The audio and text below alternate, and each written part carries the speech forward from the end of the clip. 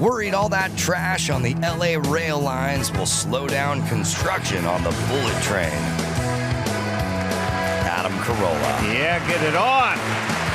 Got to get it on. The church is going to mandate. Get it on. Thanks for tuning in. Thanks for telling a friend. Thanks for joining us, Eleanor Kerrigan. Hello, how are you? Good to see you again. And Bald Brian. You want to be a fat slob? Be a fat slob. I like that. From her last appearance. All right. Well, lots to get to today. I went to the Rams game last night. Never my idea to go to a live sporting event. It's Not always fun. someone else's idea, but I'm usually glad I went. Okay. So this was my son's plan, and he got a couple of tickets for he and his friend and myself. And, Beautiful stadium, yeah? went out to SoFi. Beautiful. I have many thoughts. One is... Where'd you sit? Oh, just sort of up and back, and, you stare at the Jumbotron the whole time. The way they do new stadiums is there's no real bad seats anymore. They're just not as good seats. In the old days, the bad seats were you sat on a concrete block in the bowels of the thing, and it was like, but now, and then with the Jumbotron. You're eye level with the biggest TV in the world. Right. So you end up, but then you quickly understand the irony of paying $75 for parking and staring at the game on a TV set, which I could have done for free in my home. So you try to get down onto the field, but sometimes the action gets a little away from you. But many thoughts. One is I may have topped myself. I do a lot of things that most in society consider gross and disgusting. Okay. That's As a man, that's my way. Okay. I don't, I say to people, did you take a shower? I go, no, I went in the swimming pool. And they go, what? Where's the shampoo? And I go, I don't use shampoo. And they go, oh, gross. So I do a lot of these things. It's all part of the bigger picture of building up my immune system and never getting sick. But may have topped myself last night. Now, I had a recent go-round with this, and I can't remember what the example was. The leader in the clubhouse in the past was I threw a cashew on the tarmac walking to the plane at Burbank Airport, and a pigeon went to go get it and decided it wasn't a good enough cashew for the pigeon, so it spat it out, and then I went over and picked it up and ate it. Oh. Yeah. So that was the leader. I recently tied myself, but I can't remember what the story was. But we'll see. We'll see if we can beat that cashew story. I'm envisioning someone in front of you leaving some half-eaten something, popcorn. I'm going to throw up. Is this real? Yeah. No, I'm predicting. I don't. Oh, for today. For the Rams. Yeah, like what to top it with. I'm dying to hear this. What? Well, we don't know. It'll be up to you to decide if I top the cashew with the pigeon. Okay. Which could have been an almond, but doesn't matter. All right. A legume of some sort. I went and I ordered a beer. Okay. And I said to the guy behind the counter, do you have a cup? I like beer in a cup. That's me. I like beer out of the bottle. I like beer in a bottle, but this was plastic? a can. This was a can. Yeah, the plastic bottle or the can. Okay. I take the cup. Right. Now, the best case scenario is you take the glass, you wet it down, you put it in the freezer, and then you get the frosty cup. Yeah. But still, I wanted the cup. So I said, can I have a cup? Because they had a stack of cups. Evidently, cups are coveted and dedicated now because this guy said, well, you can get the cup, but you got to get the mimosa or whatever. God forbid the guy, I just paid $18.33 for a fucking can of beer. Just throw me a 20-cent cup, bro. Nope. No cup for you. You have to order the drink that coincides with the cup, and the beer doesn't coincide with the cup. No. So I see where this is going. You may know where this is going. Kind of nauseous on all of it, but where is it going? I'll get the trash can closer to you in case you got a boot.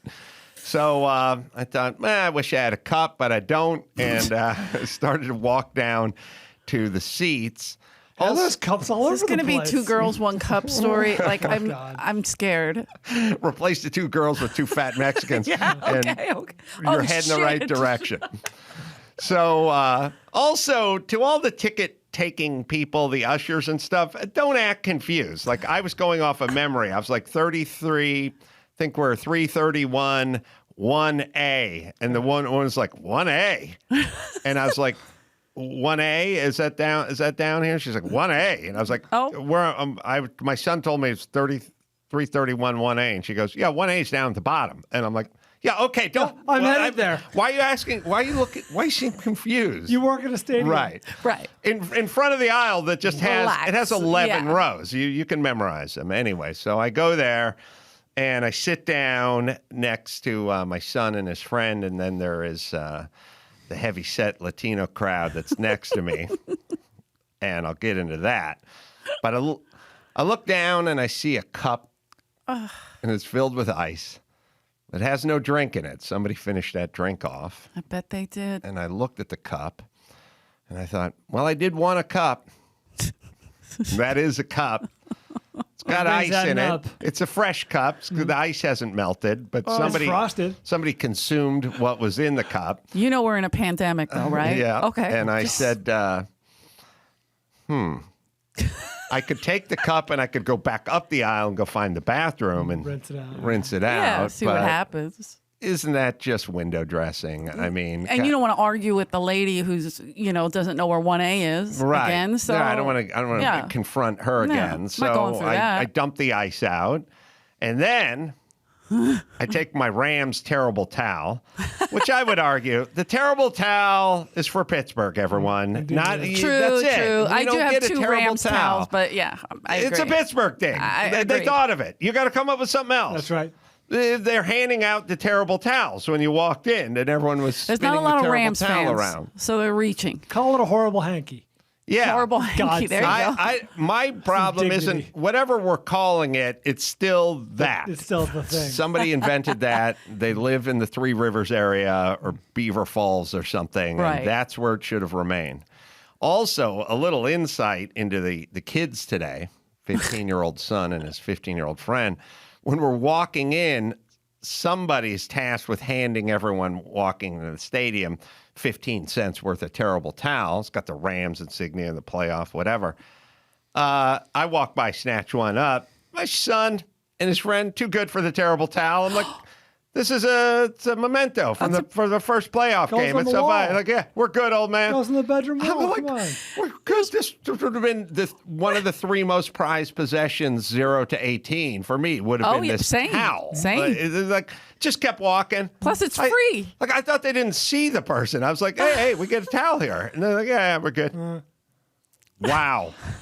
Wow. They don't care about this. So I emptied the cup. I took my terrible Rams towel.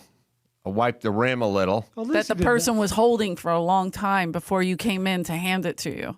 Oh, yeah. The terrible towel. That thing came off a container ship in China. Absolutely. It's covered with SARS. Sure. There's no doubt. It was made in Wuhan. I gave a wipe just to make sure there wasn't any lipstick or anything on there. And then I filled it with my beer. Honestly, the wiping of the rim exceeded my expectations. Yeah, I would not see that. It wasn't a move I planned on. I had the terrible towel in one hand, which is basically a dish rag with a Rams insignia on it. What did the kids say? Did they get mad? Were they like, "Ew, nonsense"? They had no idea what was going on. I protect my children. Got it. Okay. So I protect them. Some homeschool. Good for you. I protect them from my ways. Got it. And then I drank the beer. I was proud of myself. And at some point, there were 3 just central casting Latino California LA guys. Just the big bucket heads. Oh, yeah. Where they kind of are trying to take facial hair and see if they can construct a jawline, but it's just not working. You know what I mean? Like the big dude. Soft round jaw, but a nice little line around it. Yeah, sometimes it's the goatee, sometimes it's the line, but they're trying to do with hair what they need to do with diet and exercise, but they're not willing to put down the churros, but they will pick up the Bic and try to sculpt something that everyone. It's really. All my Tinder matches is what you're saying. Yeah. Fat guy beard is really the new comb over. Yeah, it's like 100%. I wish I had a chiseled jaw. I do not. I wish I had a full head of locks. But I will move this hair around in something that doesn't fool anyone. Fat guy with a goatee is all you think when you see that guy. And if you go long, that helps too. Nobody will notice the double chin that way. Exactly. Yeah, you're right. So there is a lot of ways to go. Mm-hmm. So then the one guy goes, "Hey, it's Adam Carolla," and then he does that move where he gets angry at the guy next to him who doesn't know who I am. You know this guy, and he's like, "I don't know this guy. You know this guy," and then the guy next to me became my biggest fan. All right. They were all in the waste disposal industry. Ooh. So we didn't have a lot. You know, I was hoping they restored vintage Ferraris or something like that, but no such luck. So not a lot to talk about. They were in the waste management resources department or something that had some like company. Tony Soprano waste management? Like collected trash, basically. And they were in some place like Arleta or something. Like, we got nothing here. But that's all right, because the guy next to me, he got progressively drunker as the night wore on. Excellent. And he is also one of these guys, and if you're one of these guys, don't be one of these guys. You have to punctuate almost every sentence with the hand up bump. Like, true dat. Yeah, like so. Sorry about buddy. Yeah. If the Rams got a 7-yard play, it was turn, hand up, bump. If this guy said, like, kids these days, the hand went up. The hand just kept everything. What do you do to the hand up? You know what I mean? that. You're sitting next to the guy. You can't. If you could do a thing. You could do an elbow if you're Howie Mandel or something. That's one and done. Everything. Hand up. 128 hand up bumps, and I'm sitting there drinking a beer. The hand's coming up again. Right, All right, here we go. I can't leave the hand hang. I can do this with him because he's drinking out of a dirty cup. So this fist isn't going to hurt him. A little fisting will never hurt Adam. A little fisting never hurt, like Nana used to say. So it was more my pop, but yeah. This guy got drunker and he got more conversational. And at some point, we took a turn for the philosophical. At the end, he was like, 2 biggest regrets. Oh, no. Sitting here. That's leaving the clubhouse. I was like, I bought a house I wish I hadn't bought. And I shouldn't have bought the house. And he's like, and 2. Number 2. And 2. And I was like, oh, no, it was biggest regret and biggest triumph. Oh, wow. Okay. And then so I said, well, your son's sitting next to you. I bought a house I didn't like, and then I bought this other house I like a lot. And he's like, oh, it's just real estate, dude. Cop out. I didn't dig deep emotionally enough. Started getting into the philosophy. I think there's some love line connection about talking to kids. Tell me about kids these days and the problems. The problem is the game wasn't that close. The game didn't nail by you wouldn't give it a shit about you. Yeah. When it's 28-3, I can't point and feel. Hold on, wait. They're substituting. Right. Yeah. So there was that. Son did a thing, which is with about 3.5 left in the game, completely salted away. I said, you ready to pick it up now? You ready to head out the parking lot? It's going to be a lot of traffic out there. And he's like, we stay to the end. I love it. I love him. Yeah. I love him. Good for you. I get it. But so did the husky Mexican guy sitting next to me. So we got into you wait till the end and you walk out. 12.7 more bumps. He said, that's right. You walk out with the real Rams fans. Oh, TV timeouts. That was like 3 bumps. Like his hand would just start floating up every time he'd like belch. Oh, then his hand would just go, give me some. Give it up. Give it up.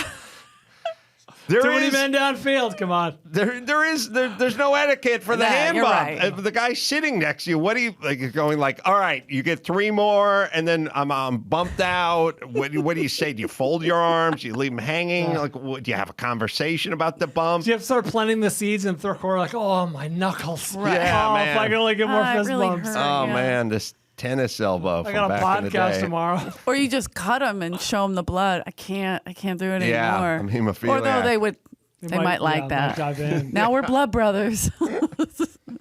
So they got drunk, and we did a lot more hand bumping. And the game was it was like over before it Glorious. started. It's also weird. I was watching it. You do miss the TV commentary. Yeah. I want to hear what Chris Collinsworth had to say. What happened to Buda Bring Baker? headphones. What happened to Buda Baker was all the way down on the other end. I didn't replay it.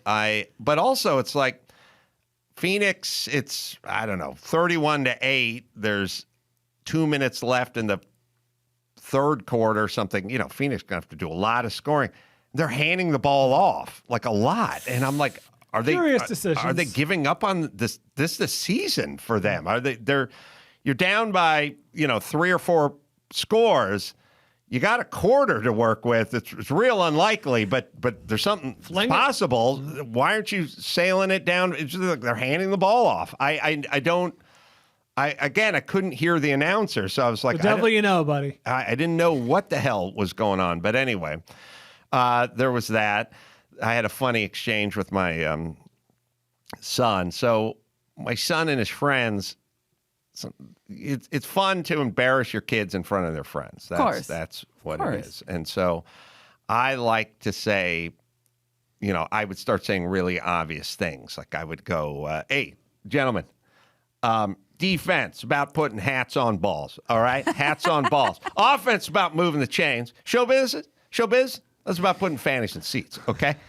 And they'd look at me and grunt, and then I'd repeat it every 5 minutes, and then I'd quiz them. What's defense about? It's about putting your helmet, hats on balls, hats on balls. What's offense about? First, moving the chains. What's show business about? So at some point, It's pretty accurate. AJ Green caught one. I think we have the play. We'll go over it with Jake Glazer. I would like it to be a catch, even though I'm a Rams fan. This rule bugs the shit out of me, and it seems like one happens every weekend. It really was about the Cardinals' probably longest play of the game. Mm-hmm. He breaks downfield. He kind of catches it a little, kind of over shoulder a little bit, kind of cradles it, has the ball, gets lit up. Right. Ball comes out. Oh, they called it incomplete pass. Now, the argument is always he didn't make a football move. My argument is always he caught a football. On a football field, a football wearing move. a He's helmet. wearing cleats. All right. But anyway, you take away a great defensive play, too, because it's just an incomplete pass versus forced fumble. Anyway, the Rams wouldn't have got the ball. But I said to my son, who now knows more about the names and the people in the league than I do, when AJ Green got lit up, I turned to him and I said, "Welcome to the NFL." And he went, he's been in the season for 13 seasons. He's journeyman. He's been in the at league this for point. 13 years, Dad. I said, but welcome. but now. Welcome to the NFL. And Did he look at you and say ball security is job security? Wow, Did he that's say good. that? That's good. should have said that. It is funny that I picked a guy who was drafted in 2011. Yeah, he's been with the Bengals for a decade. But game was... It was kind of boring, but it was kind of good if you're a Rams fan. Yeah. People were going You nuts. get excited for it. Couple thoughts. Lots of tight shots on the Jumbotron of the cheerleaders. Okay. They break them off into quadrants. They got 4, one around for each corner sort of thing. Little groups of like 5 chicks. One swishy gay guy in the middle on all of them. Oh, really? I don't know how. It's That's hard to tell if cheerleaders. someone's gay from 600 feet away, but those dudes are gay. It's a strong. But the point is I don't know. We can have cheerleaders. We don't need dudes. The dude You don't isn't. like the dude in there? It's like why He throws them up. It feels shoehorned. It feels like one of those Cialis commercials where there's a black guy and an Asian guy and a Right. Mexican guy and a white guy. And But they love it, They're all in these the guys. convertible Yeah, going down they might. PCH. And you're like, who are these guys? Who are these I guys? love all rapping. getting? I don't do it in public. You love what? Rapping. I don't do it in Oh, public. thank God. No, you're talking to a guy who went to USC, the iconic, USC Sure. song girls, beautiful, iconic, et cetera, et cetera. They foisted upon us the yell leaders, aka we derogatorily, whatever the word is, Right. called them the Song Boys because they're the dudes in the white shorts, and the white sweaters, like the girls, and it's like, all right, get the fuck out. I don't mind. Chris says Arizona, not Phoenix. Oh, it's there. It's not the Phoenix Cardinals Been anymore. that way for 20 years. Yeah. Oh, yeah. Arizona. Longer than AJ Green's My head, I was like, Has it been that way for 20 years? And why maybe did they go from 18-ish. Phoenix to Arizona? Well, anyway. All right. I don't mind the male cheerleader, the buff male cheerleader who's doing a push-up for every point that the Fighting Irish scored, or holding the hot chick up by the feet above his head. This ain't that. This is just another female cheerleader, but this one's wearing slacks, and it's a dude, and they're in the middle. Would you rather he wear a skirt? My thing is, if in for a penny, in for a pound. We make one uniform here. We're looking at these guys right now. First off, this is him. See, yeah, he looks like he loves it. His eyebrows are better than mine. I hate him. Napoleon. Oh, whoa! Look at this guy. I don't. All right. Okay. Couple of things. I would be okay. I would be fine. Maybe they just didn't make the team. Fine the with football team. I'm fine with the dude who's spotting for the pyramid or doing the push-ups or doing the whatever, throwing the chick in the air. This is just another chick amongst chicks who happens to be dudes. They're doing the exact same routine. They're right in the middle of it. I don't abide. I didn't bring my son. I get it. I didn't pay $75 for parking All right, to you're show this kind of homophobic. blasphemy That's to my fine. child in front of my child. I would like to get these four gents together and just go, you got to name me 3 starting players on the defensive side of the ball for the Rams. Whoa. And if you can't answer that, get the fuck out. Is it a Village People situation where there's one super straight one? I think they cannot be. There cannot be a straight one, but you would think there maybe the black one, like the Village People. I don't. I don't know, but these guys. Yeah, I mean, maybe that's just what they love to do. Don't they get scholarships and stuff for this? There's like a Netflix show about cheer. I can't watch it. I hate cheering, cheerleading. I hate the whole thing. I say get rid of all of it. There's a lot of guys that like beating off to child pornography on the internet, but it doesn't mean we should embrace them. They love it. Okay, I hear what you're saying. You know what I mean? I like that you made that It's not as bad as this. Right. I don't know, but Chris, you can look. I don't think other teams have this. I think this is an LA type thing. I think Dallas definitely doesn't. Yeah, there's other the sanctity of they honor the sanctity of the cheerleader. You know, I don't think this would fly in Philly, but maybe there's a San Diego or not San Diego, but an LA Chargers version of this. I know a couple Eagles cheerleaders, and I don't think there's guys. I don't know. All right. Wait a minute. Can you name 3 Rams on the defense? How dare you? It's just a question. Yes. Nolan Cromwell. You got the 2 young bloods. You got Jack and Jim Youngblood. Not related. So, did you see Eric Dickerson at the game? I saw Dickerson. That's my boo. Yeah. It's my favorite. Yeah. Of all time. From SMU, my favorite. That's the greatest gig ever. I mean, the ambassador job, because all they do is show a 3-minute highlight reel of Dickerson just kicking ass on that field. So and then good. at some point, it just goes down to him with the microphone. There's no better entree into this crowd. All right. The other thing I wanted to talk about is I'm always amazed, and I've been formerly amazed by when you pull up to the live event in Los Angeles, whether it be the Staples Center or SoFi, everyone's just cooking up hot dogs out there. All the illegal carts that are cooking, and I mean, they're cooking a lot. And I'm always like, you're on the grounds of the stadium, you're up on the Staples Center, or what is it, Crypto Center now, or Bitcoin or something. Crypto.com arena. Right. Phoenix Cardinals. The point is, Redskins. You can't. Things can't change. All right. And I've talked to the guy. I talked to the guy who ran the Staples Center. He's like, we don't want those people selling their shit on our grounds. There's nothing we can do about it. And I'm like,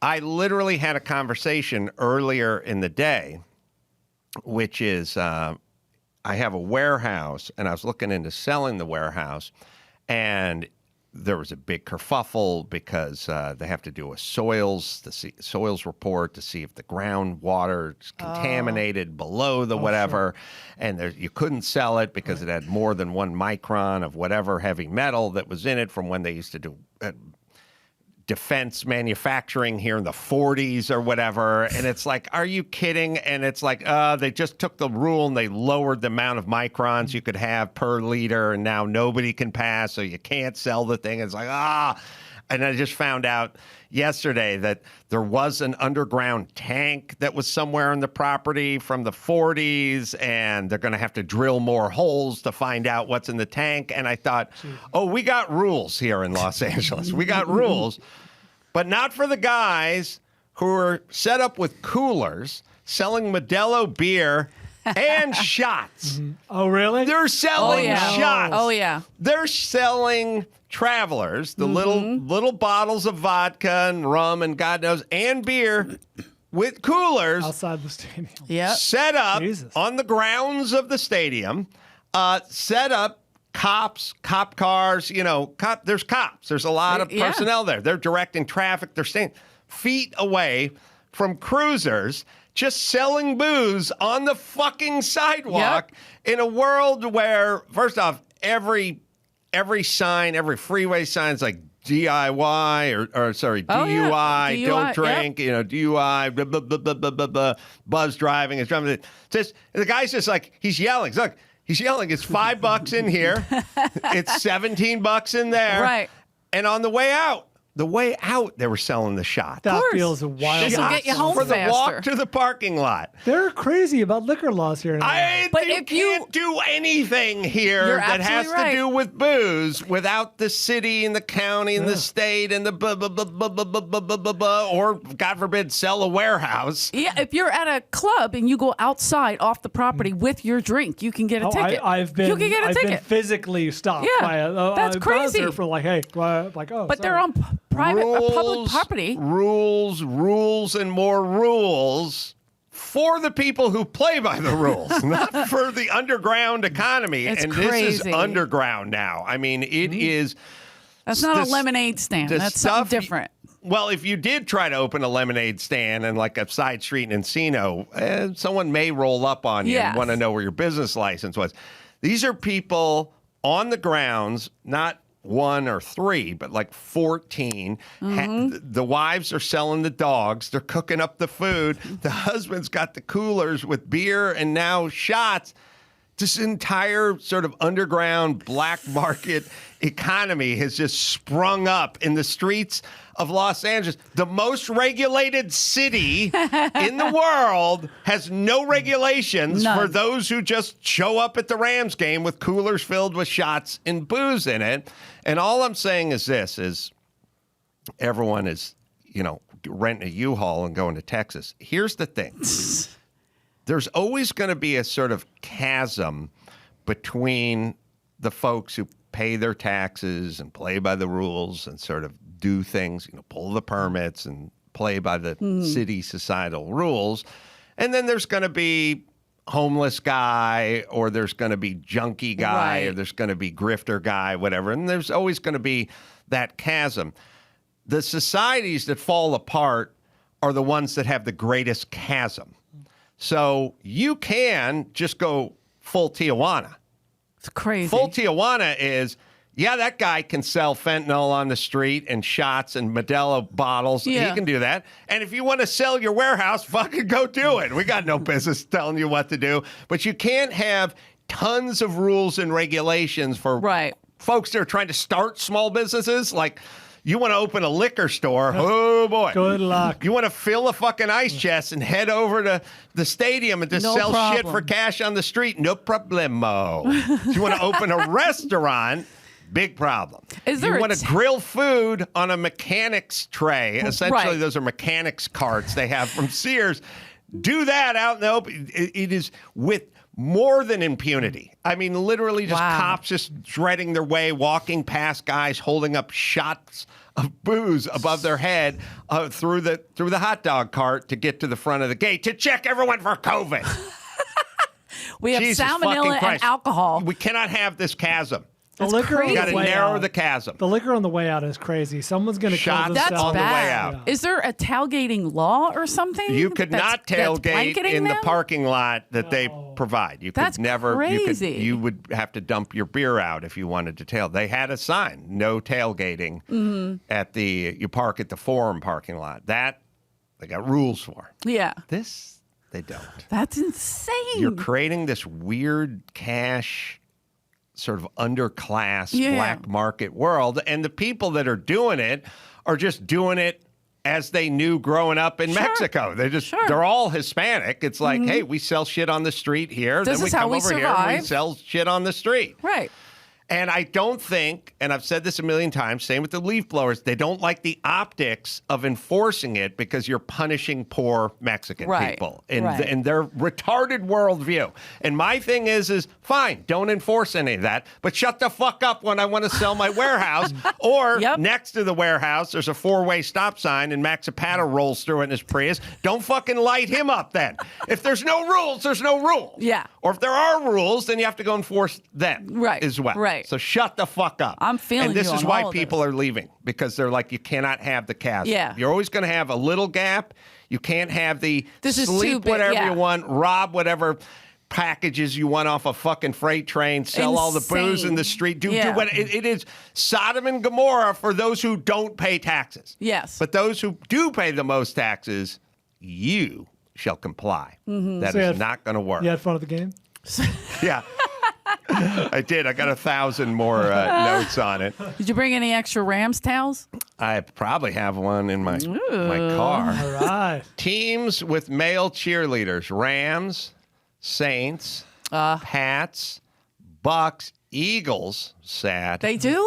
I think I have like one, yeah. One, but I pay no attention to the Seahawks, cheerleaders. but are they, again, buff dude in tight sweater? I'm not complaining. I'm talking about waif dude, he, she out there jamming with the cheerleaders. That's the tough part. I don't mind the guy holding the big blowhorn. Okay. You know what I mean? With the insignia. You like on that. it. Yeah. That's fine. Collegiate to me. Yes. Clearly from the 1950s. That's I like what I like. I like from where the you're at. 1950s. I want to go back to the 1950s. Hello, my baby. Hello. All right. Now, wait, it's Jay Glazer's ready. Good. I want to talk to him. Hello, my baby. Hello, my honey. I want to talk to him about revising this catch rule in the NFL. Okay. I don't like it. It's unclear. And I want him to add some clarity to that. First, I'll tell you about X-Chair. Oh, man, I used to hate sitting at the desk until I got my X-Chair. Now, I look forward to it, but I got the X-Chair years ago. I got to be honest. Before they became a sponsor, I just went and bought myself an X-Chair, and I use it at home. Now we got the X-Chair, and we're sitting on it right now. More comfort means more productivity. Turns the LMX massage feature. You can choose from 4 different massage options. And if the office is too hot or too cold, we can just go ahead and work the temperature regulation, heat or cool on your back. Plus, customized support from X-Chair's patented dynamic variable lumbar, the DVL. And you can try it out. That's right. Risk-free, 30-day trial. Once you realize just how much better this is than your old chair, you're never going back. Right, Dawson? Go to xchairadam.com now. That's the letter X, chair80am.com, or call 1-844-4XChair for $100 off your order. X-Chair has a 30-day guarantee of complete comfort, and you can finance your purchase for as little as $30 a month. xchairadam.com. Jay Glazer, our old friend Jay Glazer's zooming in, and we'll talk to him right after this. And now, Alcoa presents Definitely Not a Jew on the Adam Carolla Show. Dateline, Largo, Florida. A 56-year-old woman was arrested for domestic battery on a person over the age of 65 when she hit her 73-year-old roommate in the face with her cat. definitely not a Jew. Jay Glazer has joined us. Jay's got a book. It's coming out this Tuesday, I believe. It is called Unbreakable, How I Turned My Depression and Anxiety into Motivation, and you can too. Good to see you, Jay Glazer. You too, brother. Long time, man. Long time. Yeah, well, it's a long time since you've seen me, but I saw you on $1 Million Listings, Beverly Hills, like one of those. I watched those real estate shows, and I saw you. That was in your MMA studio / dojo, yeah, right? In our gym, Unbreakable, which is not an MMA studio. I think people just assume that because we're always fighting over there. I know that's what you love. But Josh Altman is a member. So he goes there and he's like, hey, can we go up and film? I'm like, absolutely. And then actually, I ended up selling my house in LA, moving here to Scottsdale. And I think that same night I said, hey, why don't you come up and check my house out and see what we can get for it? And had it sold a week later. True story.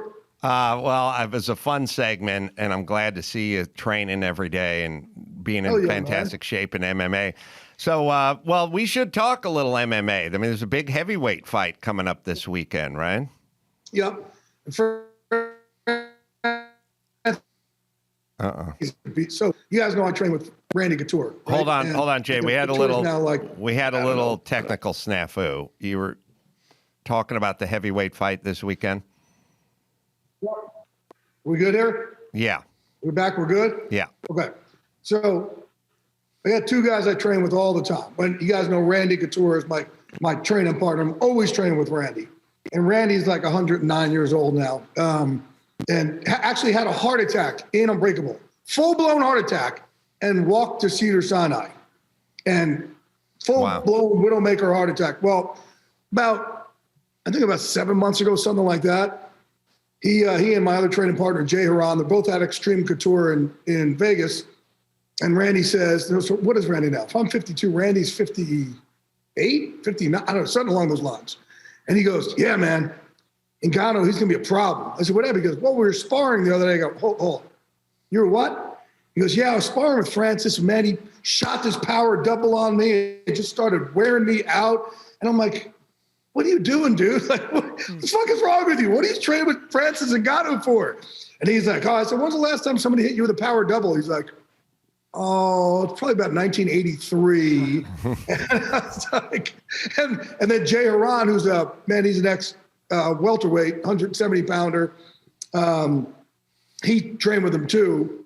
And he said, man, this dude lights me up with a leg kick. And I turn around, look at the clock, 4 minutes and 53 seconds left. I'm just shit.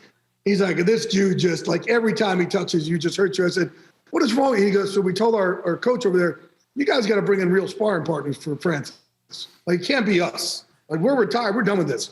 And I think the first guy they brought, then they called Cormier to find out who his training partners were when he fought Stipe. And I think with the way Jay tells the story, that they got these sparring partners out there that were bigger. And Francis picked the first guy up and slammed him down, like knocked him out in like the first 30 seconds. And then all of a sudden the other sparring partners are kind of like, oh, okay, well, what time is it? Yeah, I don't know if we're going to stick around here much longer, but I don't know. Francis is a problem. Man. I don't know if Eleanor knows what Francis Ngannou looks like. I can't picture it. I'm trying. He looks like. Guys are sitting next to Adam at the game. I don't want to have to take my sweat jacket off, but I know what you're saying. He looks like what Hollywood would cast as a fighter. The reality is most fighters are, many of them have a good build, but a lot of the guys are kind of smooth, and like a Roberto Duran style or something like that. This guy's CGI'd. Yes. Right. Yes. He's like chiseled. Muscles on, and you don't see guys who are too, first off, you don't see guys that are 7% body fat having to cut weight to get down to 260. Right. Oh my. Wow. I mean, yeah. You see guys who look like that at 160 pounds. You don't see him at 260. So he's crazy. I think this guy and his brother attacked Jussie Smollett. Yeah. So he's going now. Hold on. I didn't say without get better. That's funny. You're He's right. only going to get better. He's still, I won't say new, but he's, not a grizzled veteran, if you will. Like, he hasn't had, he's going to get better as his career goes on. Like, look, I'd love to see him and John Jones. Obviously, I think we all would love to see him and John Jones go at it. But Francis is, look, Randy's been around this sport. He's, one of the godfathers of it. So he's seen everything, right? And when I talked to him and Jay about Francis, they're like, he's a different level and he has a different skill set because he's so damn strong. And he's just going to get better at wrestling and better at some of the other tools. And that's pretty damn scary. Yeah, so obviously I'll wrestle him. He's powerful. Yeah, Eleanor used to do some wrestling. He's obviously powerful, and he obviously can knock anybody out with those miniature gloves. But at the beginning, he didn't have all the jiu-jitsu and the ground game and the wrestling and the grappling, and that's the beauty of MMA. You can't just be a specimen and show up. Right. You're going to get beat by a guy who has more technique. Sure. But he is learning the technique, and now becoming the scariest person on the planet, because it's like saying, I don't know, Christian Okoye, he got into the NFL, but he didn't really play that much football. He played like soccer, but he was a beast. Nigerian nightmare. It was faster than everyone, he was bigger than everyone, stronger than everyone. If only he'd played some Pop Warner, some high school ball or something. Well, that's what Francis is getting now. And I don't know what this fight this weekend is going off on. I mean, Francis got to be favored, but I don't know by how much. These two guys used to train together also back in France. These two guys used to train together back in France, so we get that storyline also. But no, I mean, Francis is right now, Francis is the baddest man on the face of the earth. Yeah, so that'll be an exciting fight. All right, so the catch from the game, the Rams game. The catch. It drives me nuts. Which one are you talking about? I'm talking You about. were there last night too, right? Yeah, I was there. I was there, and I'm in studio every Sunday, so I never get to go to games. And it was pretty cool that I went with Kurt Menefee, who hosts our show, and our producers, Bill Richards and Joel Santos. We got to go, and I was like, oh, this is like what the rest of the world gets to do. It's pretty damn cool. I see it. I get it. Oh, that place was rocking last night. It was awesome. I wish I'd seen you at the game, Jay, because instead I ran into Jimmy O. Yang. Oh, yeah. And I like Jimmy O. Yang. But I did this move where I was walking from the beer line and just literally bumped into him and his girlfriend. He's like, oh, hey, Adam, what's happening, Adam? And I'm like, oh, hey, I have a little Asian guy with the mask on. Out of context. Oh, my God, that's so funny. You're at a football game. And then I did this thing, and he introduces me to his girlfriend, and we talk. And then some point about halfway in, I'm like, God damn it. Oh, Jimmy. Yeah, Jimmy O. Yang. Then I have to proceed to call him Jimmy 13 times in the next 20 seconds. Hey, Jimmy's girlfriend, Jimmy. I have to overcompensate with the name that everyone does once they pull it out of their ass. Most people use the name at the beginning, and then they back off it. But when you can't remember the name at the beginning, hard at the end. You find it in the center. Then you got to go hard introducing with him to other people. You're like, Jimmy. You know Jimmy. I hate when people say to you, hey, you don't know my name. You don't remember my name, do you? I hate that. I'm like, well, clearly I don't, or I would have called you by your name. And I've been hitting the head a lot. I don't remember Tuesday. Are you kidding me? So don't call me out on it. Damn. Ngannou is plus 125, which doesn't sound like that much. Slight underdog. Yep. Or over, right? No, underdog B plus. Did I say plus 125? You said plus 125. Oh, he's an underdog? Slight underdog. Ngannou is? Plus 125. If you're reading correctly, plus 125. Yeah, well, I know. I'm just trying to square it with Jay saying he's a heavy favorite in our I just discussion. said he's the baddest dude on the planet. I think he wins the fight. And is the guy's last name Ghani, or what's the guy's fighting? Ghani? I don't know. We got to keep these foreigners out. Oh my God! Come on. Come on. It's too much. I can't still mad get about the everyone's parking name lot. down. They got the foreigners next to me. Yeah. Zagani is minus 150. So Slight favorite. Ngannou's not the favorite in this fight? Well, jump on it. Whoa. I guess he's on a layoff, and then maybe he thinks that Cyril is a little more well-rounded. I don't know. And I'm probably just jaded because of Randy and Jay, but I still think, I think he's the baddest dude on the planet. Yeah, might value there if you think he's really that good. Bet that line might start to move. Well, it's hard to see this guy with his shirt off and not bet on him. Right. You know what I mean? I bet he was the best commercial airline pilot in the world. If he took his shirt off, let him fly the plane. It's him. He wins. Yeah. So we'll show you the catch, Jay, and you tell me what you think. Now, it's a quest. It's a quest of mine to have the catch remain the catch, because oftentimes it negates a great catch. This one. Yeah. And it also this one, and then where New York overturned it, right? Or right. They overturned it there. Okay. So you are asking me what a catch is and what a catch is, right? Right. So I started covering the NFL in 1993, right? Joined CBS in 99 on the national stage, Fox in 2004, okay, with our Fox NFL Sunday crew. I was the first minute-by-minute breaking news guy from that internet thing that came out that I think is going to catch on, right? Where like me and Len Pasquarelli and John Clayton from ESPN. And I can tell you right now, I have no idea what a catch is. No.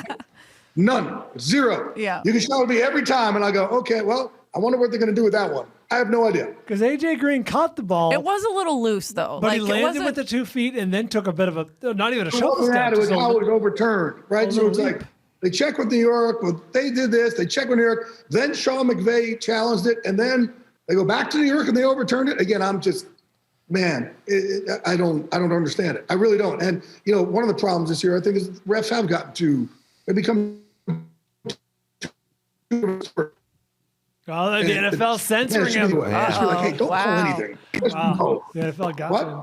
Yeah, you broke up a little bit, but it probably I broke wasn't up. I'm kind to saying the the refs. referees Look, they've become too much of the story this year. Way too much of the story this year. Look, if it's a simple definition for me. If the defensive back was never born, would he still have the ball? If the answer is yes, then it's a catch because he caught the ball. He did catch it. And the equation was the defensive guy removed him from the ball. If the defensive guy didn't get there, there's no discussion that he wouldn't maintain possession of the ball. You got to control it and then turn and have a certain number of steps to have control of the ball. But again, I don't understand it because it keeps, you know. I got the rules. We've had this conversation about what a catch is now for the last 20 years. So obviously we haven't figured it out. I figured it out. You catch the ball. That's ball what you security do. is job security. I don't need you to do a bunch of football moves. The football move was the ball was thrown to you, and then you caught it, and then the DB blew you up, and now you got to expect that. You're trained to alive. expect that. So he had the ball. It wasn't fully. He didn't fully have possession. All right. It still was loose. What if he took another step and then got lit up? Why is that so different? He caught the ball, then he got removed. I'd use the same rules you use. It would be a fumble after that. Like if he took a couple steps, then he got knocked down. And I argue it's a fumble now. You caught it, and then you got it stripped. Now, you can go back and look at it and see if the ball's flying around or something, but it's sort of like I was yelling at everyone before the show. I was holding my phone, and I was like, I can move my phone around, I can toss my phone around, but if you slap my arm, the phone would go to the ground. That's you. You caused that. I do that all the time, but he controlled the ball. It's like control the ball doesn't mean a vice grip. It means you are in control of it. A juggler's in control of his balls. Right. My job title is NFL Insider, and I don't know what a catch is. I'm telling you. Well, I was rooting for the Rams, but I was starting to feel sorry for the Cardinals. I'm scared to call everyone at the Phoenix, the Arizona team, the Arizona football team. I was starting to feel bad for them, and Kyler Murray, I was starting to feel bad for it. I was like, at least they got a completion here. Yeah, there was a lot of bad throws. I think that's why they were handing it off, too, because he kept overthrowing. Jay, what is your take on that game where they're down by 3 touchdowns and the beginning of the fourth quarter, and they're handing the ball off? Is that? Well, that's them trying to kind of stop the bleeding. Here's the thing about Kyler. Kyler, I'm sure, is great in chaos, but no one has kind of told him that or taught him that. So you look at like the Tom Brady, right, or Aaron Rodgers. Chaos happens, everything slows down for them. Right? Kyler is so talented, where obviously he's been great in chaos and other things, but this year he struggled when everything's just collapsing and falling apart in the end of games. So he almost needs to be taught, hey, dude, you're great in chaos. Okay, you got to see it. And that light switch almost has to come on. So when things like that are happening, he doesn't just kind of implode. if that makes sense to you guys. Well, it's all a few years. He's a premier player. They're a team that has a lot of wins this year. You're down by 3 scores. You're in the fourth quarter. You're handing the ball off. If I'm Kyler Murray, I'm pissed at like the play selection. Well, but I think Kyler was off. So it's like, okay, let's calm him. Let's calm him down. I was going to say, change the pace. For next year. Right. When things like that are happening and you're just not seeing it, it's going too fast, that's when you'll make more and more mistakes. So I think they're just trying to calm him down. But again, I think he could be beyond next level. Like talent level, man, there's nothing. There's nothing like him. He is a human joystick where, he's like a video game and everybody else is Tecmo Bowl, right? But it's, when you kind of go, trying to build yourself from the inside out, you've got to look at yourself and go, okay, do I cave in chaos or am I good in chaos? Like, I know I'm great in chaos. I suck in calm, right? Which I try and cause a lot of chaos in my life, which is not fair to the rest of the world, but that's what's great. The roommates in my head talk nicely to each other when there's chaos. When there's calm, I get scared.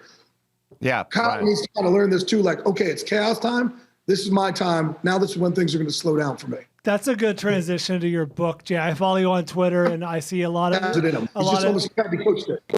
see a lot of exchanges between you and players. I'm wondering how many players. You have to give an exact number, but what's the response off the air, so to speak, of like players saying, "Dude, thank you for talking about this," because I imagine the mental illness and struggles of that nature is pretty widespread in the NFL under the surface.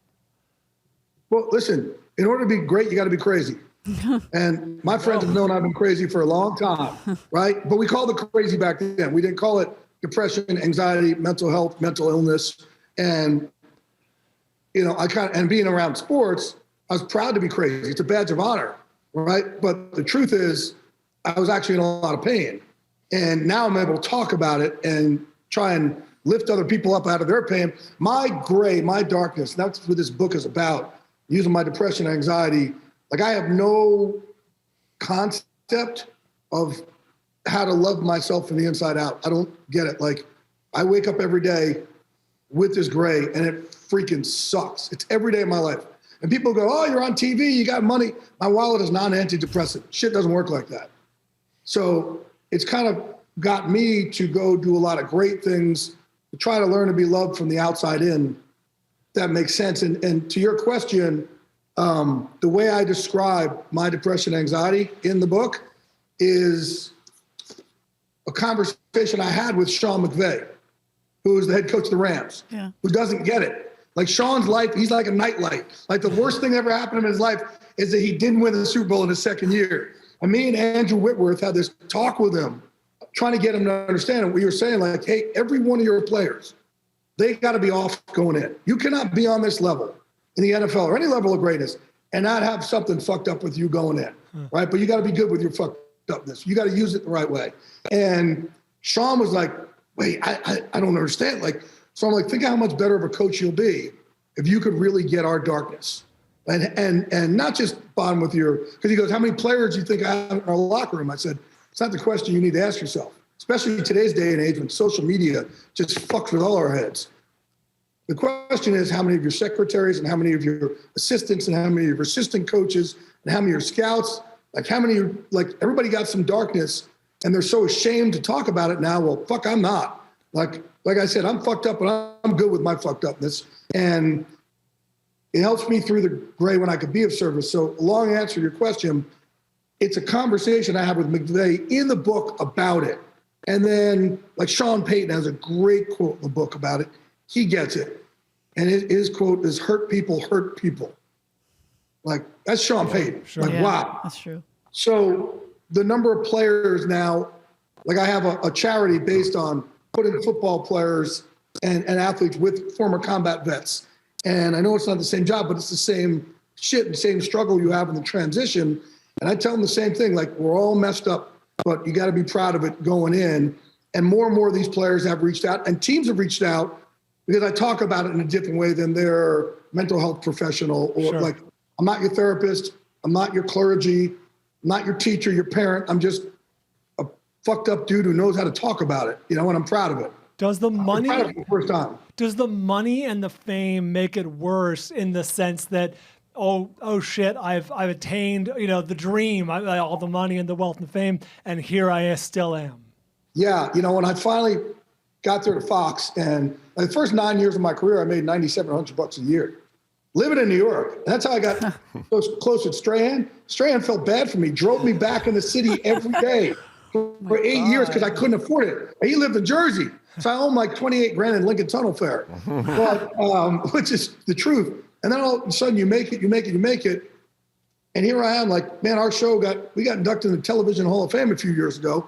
And you think like, man, and it's not rainbows and unicorns if you don't know how to like or love yourself from the inside out. And that was like, oh man. But again, it got me to go do all these big, great things so I could try to feel that love. And I'm working on myself now. I'm trying to get it. Like part of this book is trying for me to be able to share so I could see how many people I could help so I could find it from in here. So it doesn't work that way. And then I think when you do make it,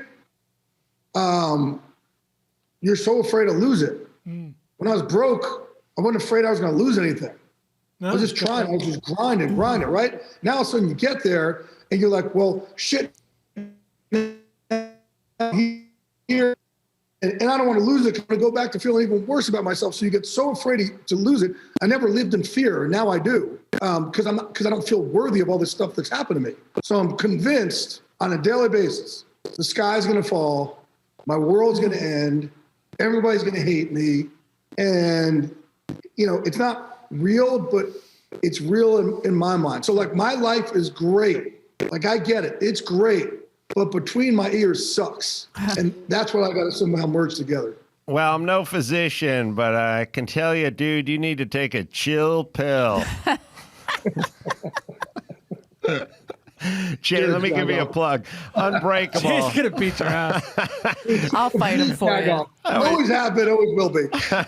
How I turned my depression and anxiety into motivation, and you can too. Yeah. The great Jay Glazer. Unbreakableperformance.com is where you go. Jay, thanks for joining us. We'll see you soon, my friend. I appreciate it, man. Thank you, man. Love y'all. Love you. All right. I love a motor, man. Jay's got a motor. I just love guys with motors. Great. Brooke Burke, another gal who's got a motor, is going to join us, and we'll talk to her right after this.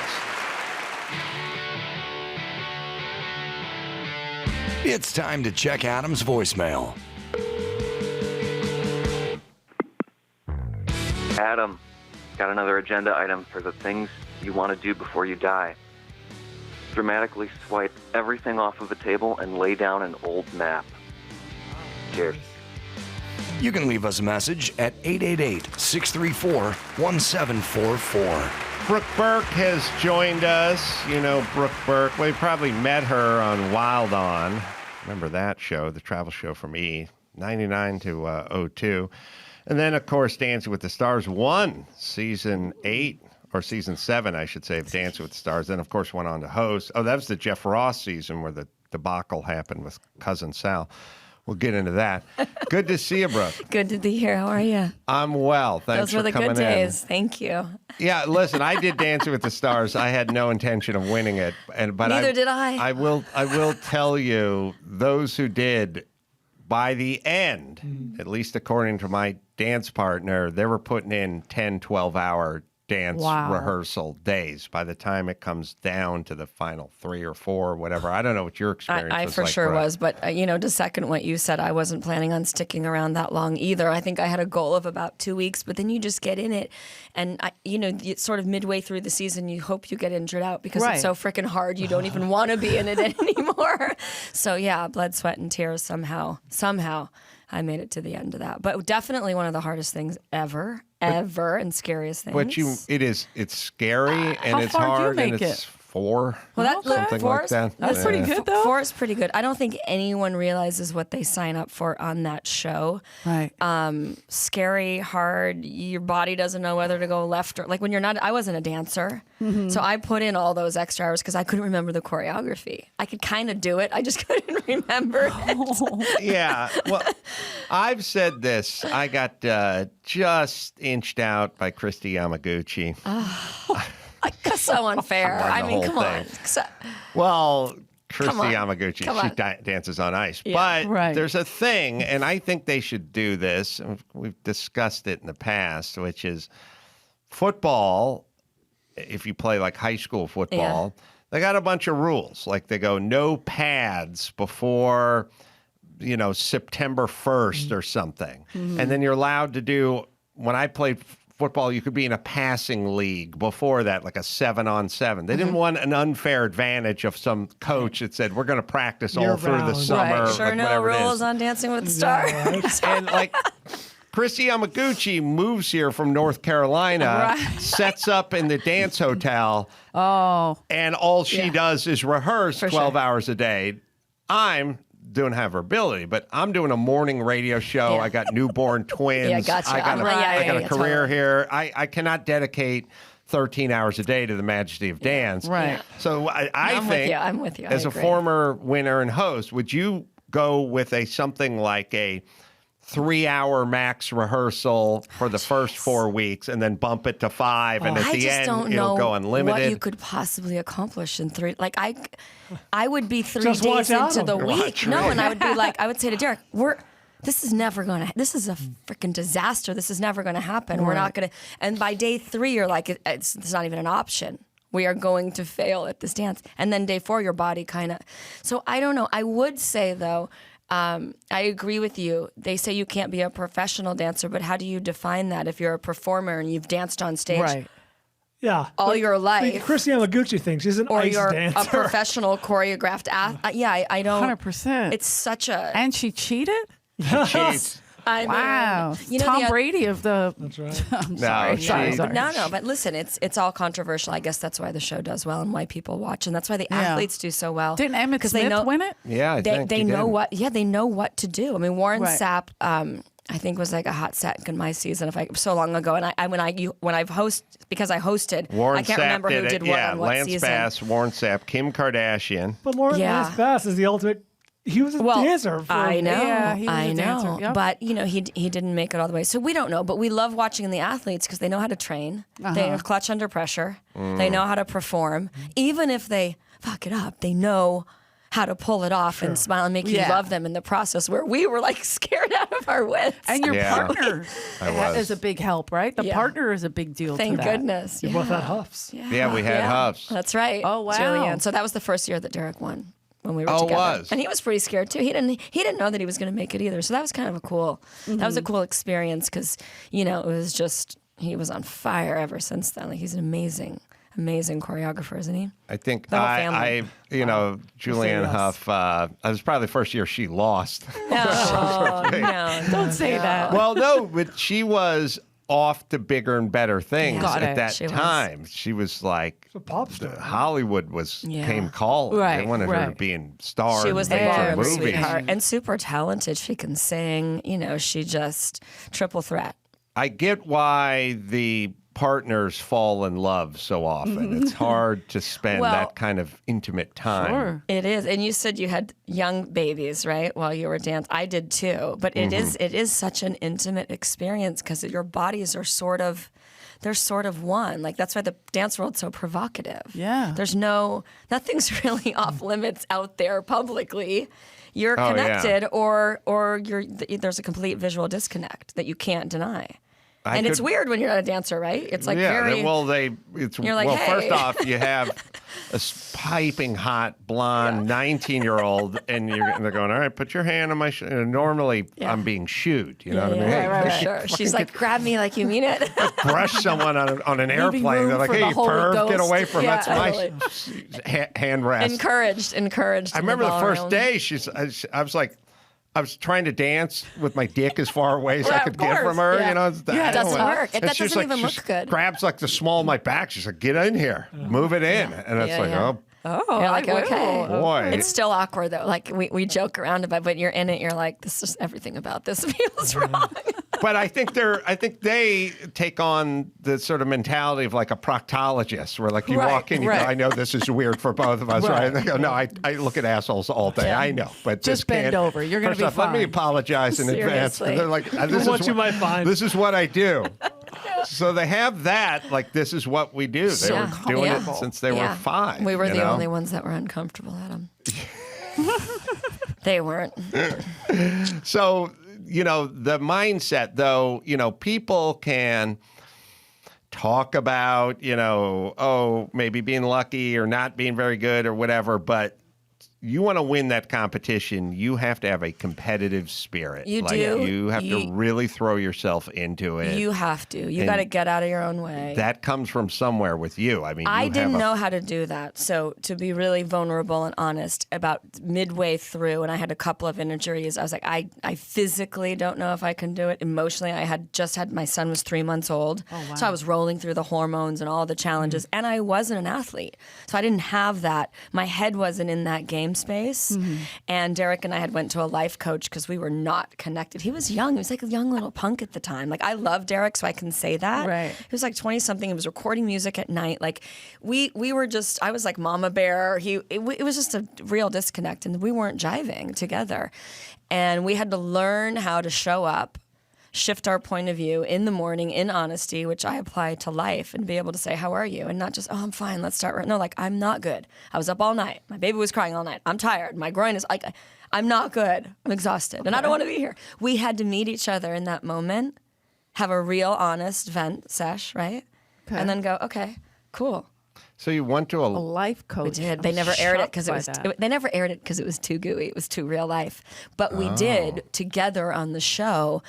Because if you're not connected, you're a really good faker out there on the dance floor. But we had to change our point of view and get in it. And then finally we were like, you know what? We're already here.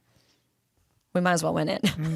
Let's get in it to win it. That's when you needed a life coach. You did. Needed a life See, if coach. we knew each other then, we would have.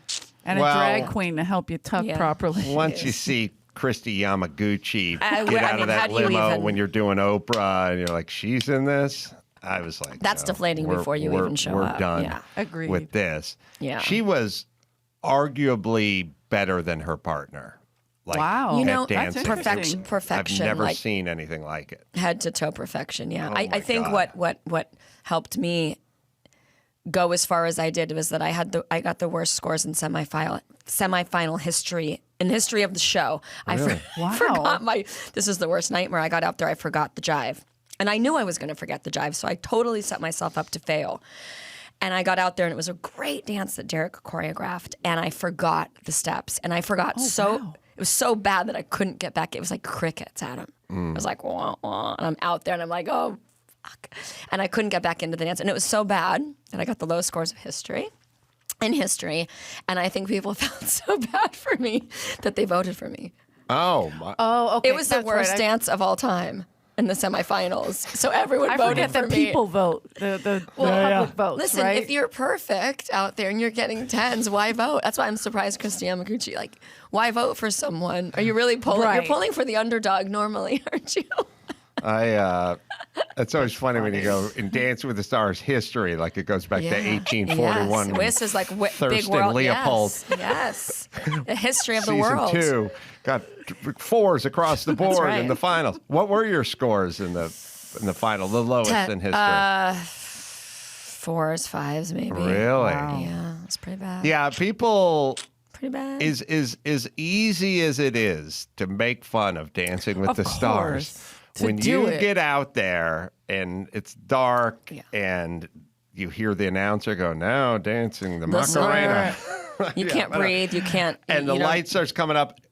It's an insane rush of adrenaline. Like it is absolutely a weird. It's an experience that you could never simulate because you'd have to get 2,000 people into an arena and 20 million people at home to watch, like and be judged. Can't. Like you just could never simulate and that it's cheeky. kind of like thing. we're giving our all for this Mirrorball trophy. Like it's cheeky, but there were some real life lessons. Do you remember a lot?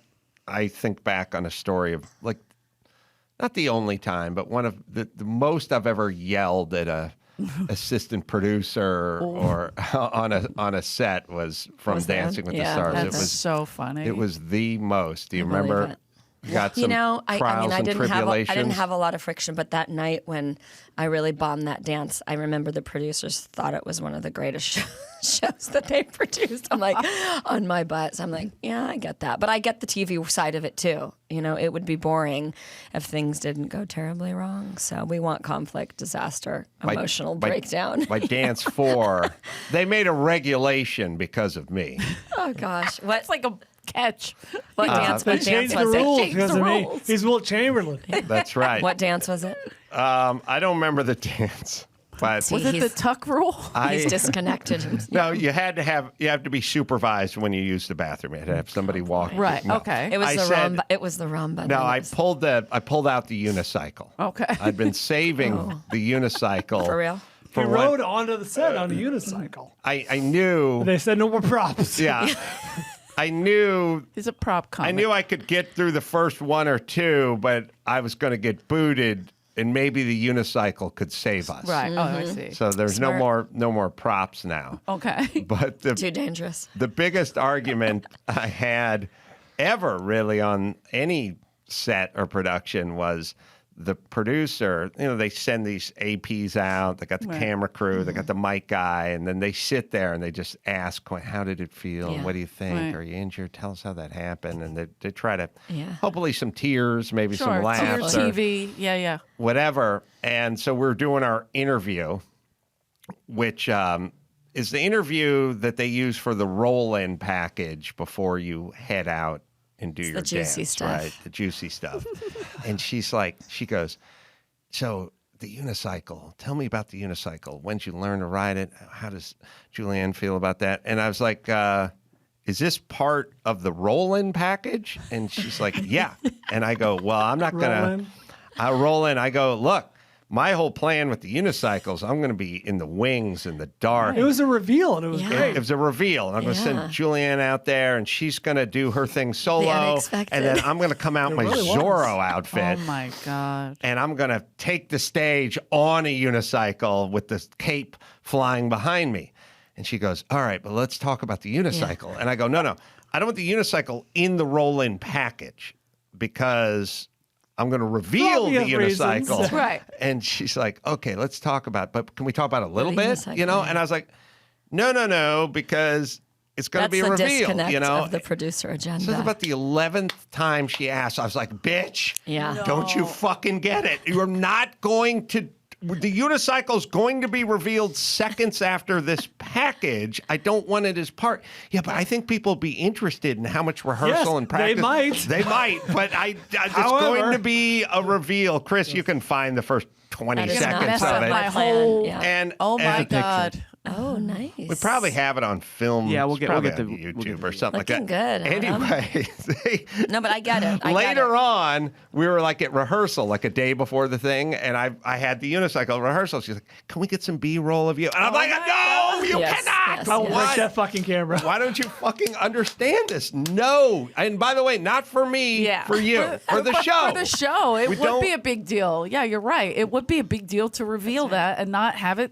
Could not, if you will, get it, never understood it, thought I was the biggest dick in the world, and eventually I just teed off on her. That was your TV setup experience that they clearly didn't have. Right, yeah, they all voted against you, is what you're saying. They conspired to throw me off the show after that. Thankfully, I think it was, I don't think they alluded to it. At the end of the day, I think it was a reveal. Yeah. Oh, it was. It was a reveal, but it's only because I for it. tooth and nail. Wow. So you did it. Oh, so the Jeff Ross one is he got the miss story from Cousin Sal over at Jimmy Kimmel Live and thought he was safe, and he wasn't safe. I think I remember. I think I remember. You'll have to fact check that he got. Maybe this never aired, but it's my memory that he got gouged in the eye with his partner's acrylic nail. Mm-hmm. Hold on, I think that's the it. true Very Jeff story Ross about move. what took him out of the show. Yeah. Is this The fan vote. No, he about the was. show. That was his life partner, by the way. Yes. But he did sustain an eye injury, but soldiered on. I think that's what happened. Yeah. And then Sale lied to him or was Remember teasing this? him? I don't remember. I'll these tell you details. what happened. I wanna hear Oh, this. here's I the love first Cousin 15 Sal. seconds of I do my not remember that. Oh boy. Ooh, sultry. solo on Thursday. Look at that. Paso Doble, right? Pull back to reveal.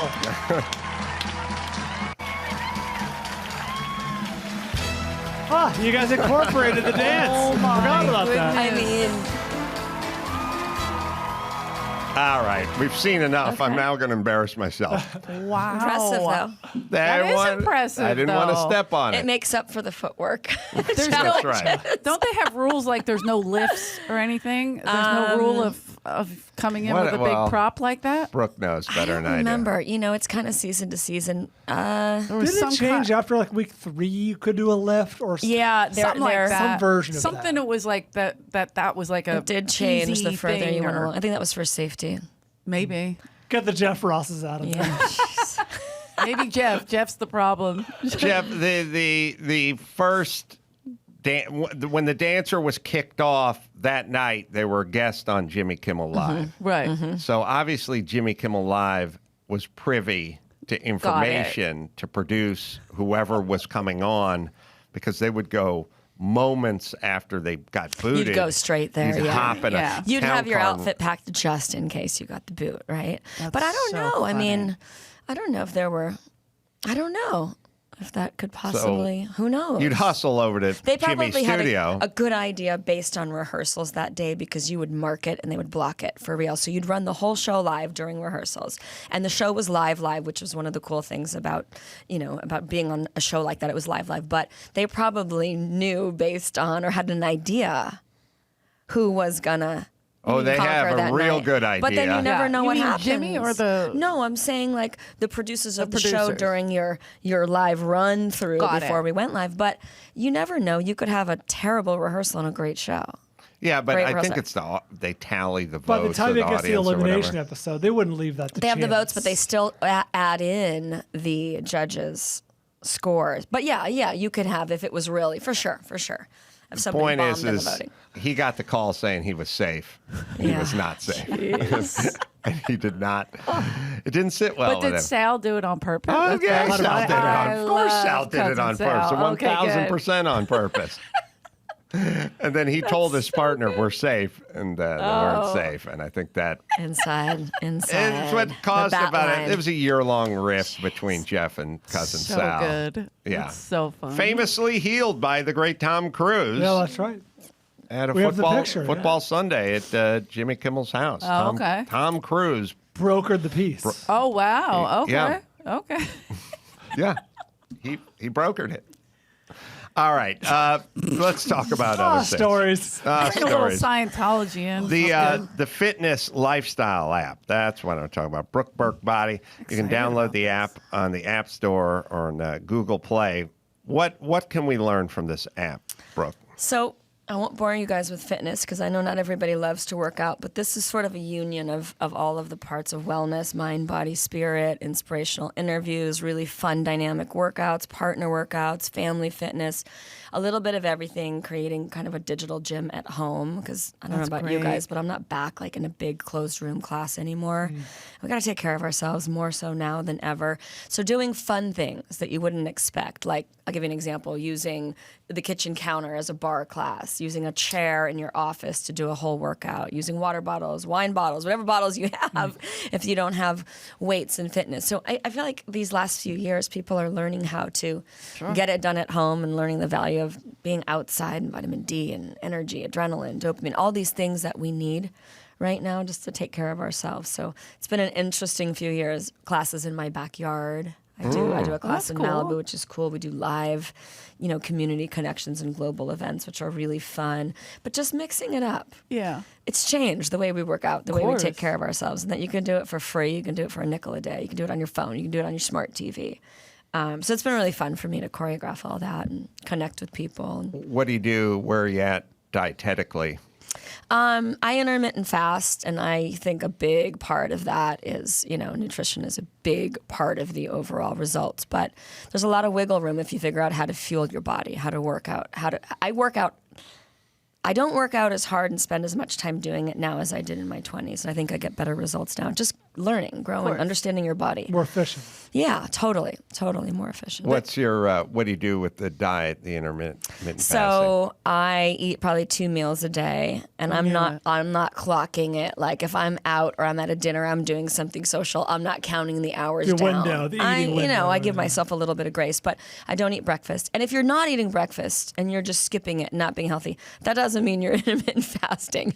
This is a conscious choice to, eat in an 8-hour window. So you just, only. But you and eat, then you rest. Obviously, I extra healthy. I do. I mean, I eat kind of a Mediterranean type. I drink wine. I eat meat. I eat fish. I eat a lot of salads, soups. I eat. If I want to have pizza, football weekend, we had pizza and wine. Okay. I get back up, the next day and get back into my more disciplined groove. But I think we have to give ourselves some grace. You don't have to be perfect. Got to give yourself some wiggle room. Otherwise, you're just going to fall off your wellness goals. You're going to screw it up. You're going to give up. That's what people are doing right now, this whole quarantine 15 thing.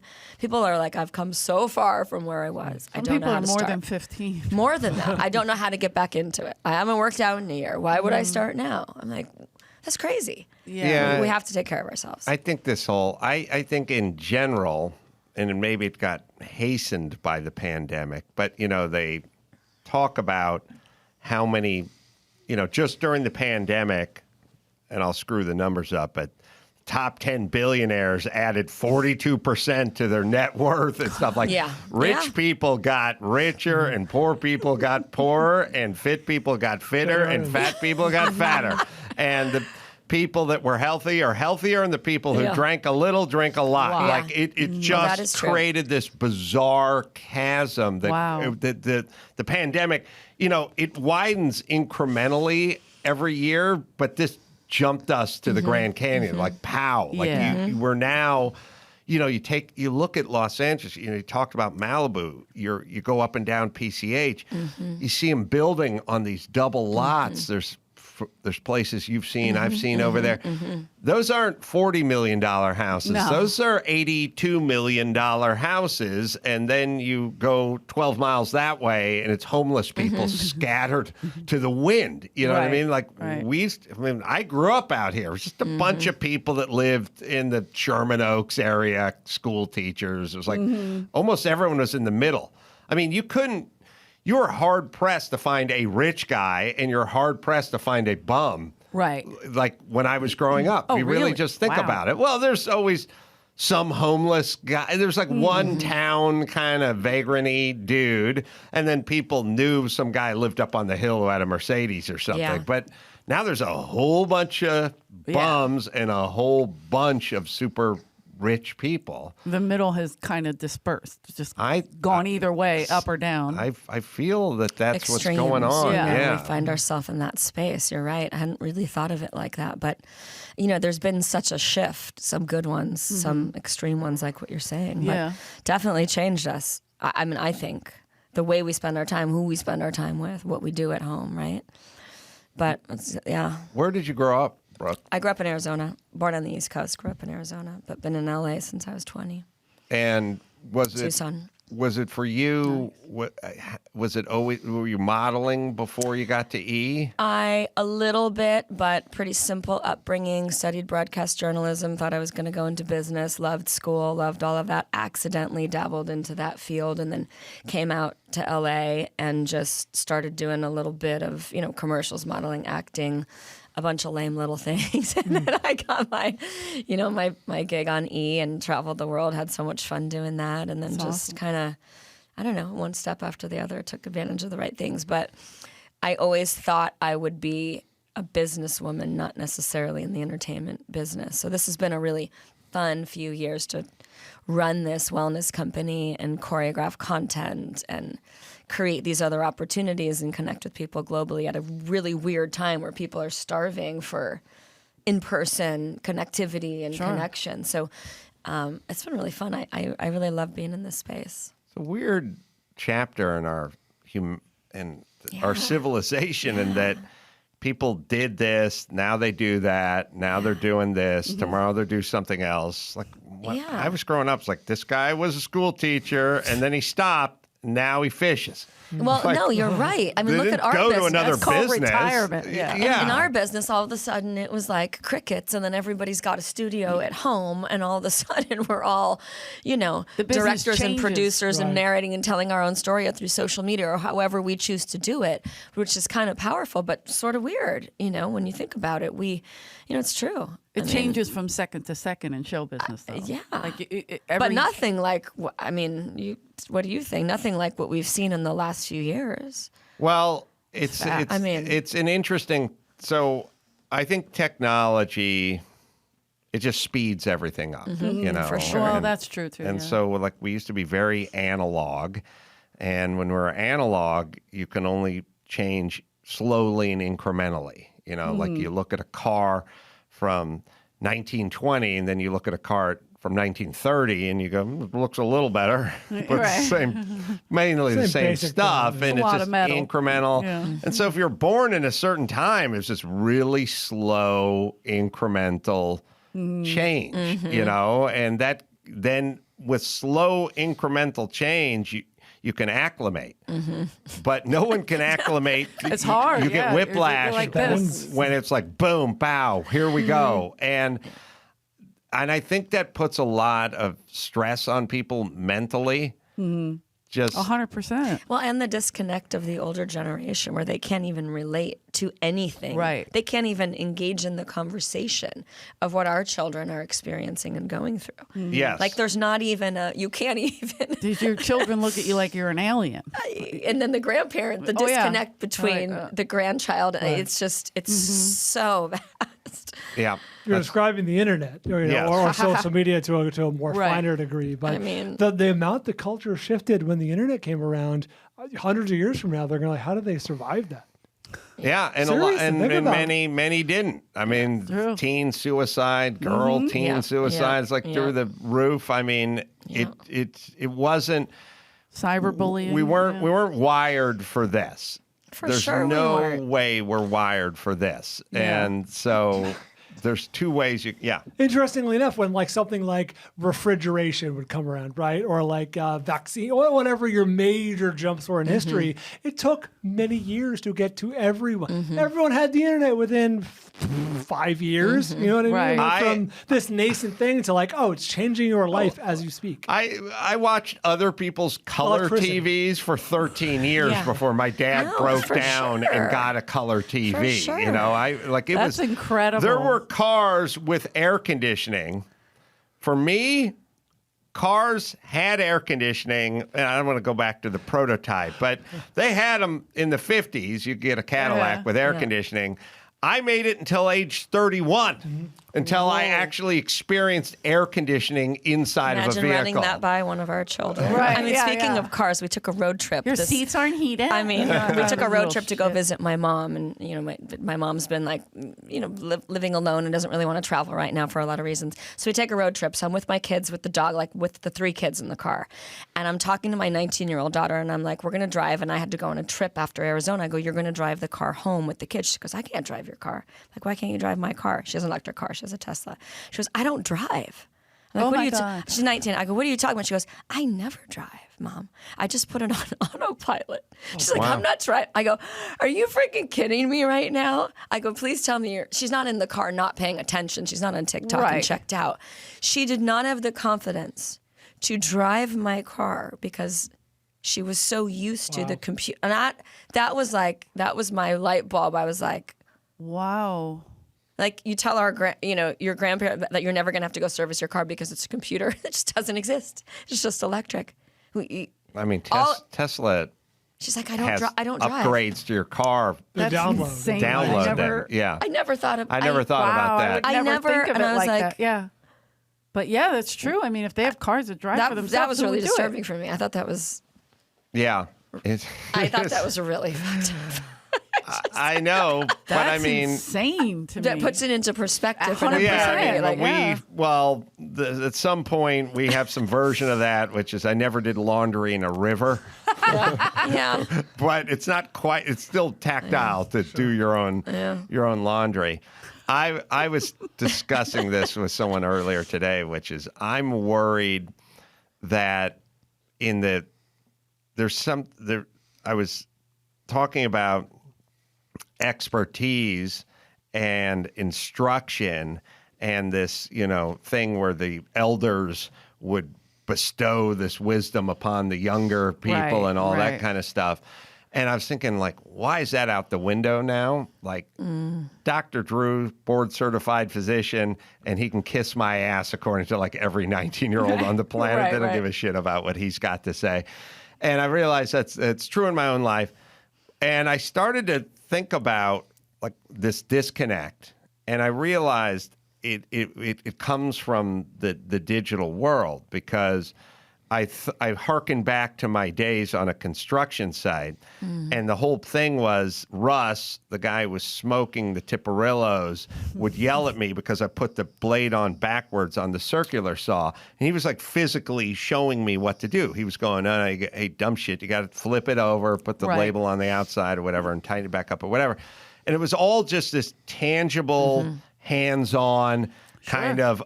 I'm an apprentice. You're journeyman. I'm going to show up every day. You're going to instruct me every single day. And there was no, you're not the boss of me or any of that because go on YouTube, learn how to do it, and come back to work tomorrow. I couldn't have became a carpenter without Russ and Mike Stormat telling me every single day how to do it, why I was doing it wrong, and here's the right way to do it.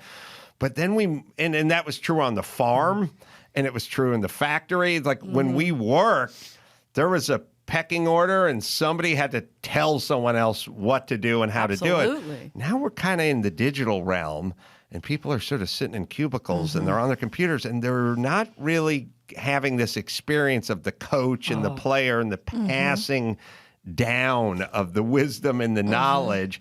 And how about even just the ability to dialogue together and to have a conversation with, how old are your kids? 15. 15. I mean, there's a real disconnect with the ability to communicate in a human way with you lose tonality.